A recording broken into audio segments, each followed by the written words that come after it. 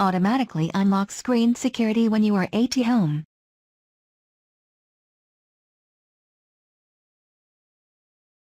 You can configure your Android phone or tablet device to automatically unlock whenever it detects that it is currently located at home, so you won't need to frequently enter a passcode or draw pattern. You can achieve this with the help of a feature known as Smart Lock.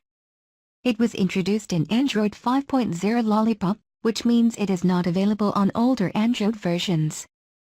How this actually works is that you first enable the Smart Lock functionality, and there you will find an option called Trusted Places. Tapping on this option will ask you to add locations you trust like office and home. Once added, whenever you are in the marketplace, your device will be automatically unlocked.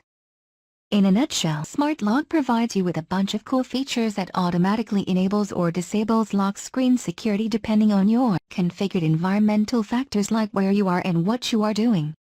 Thank you for watching. Please like, comment, share and subscribe.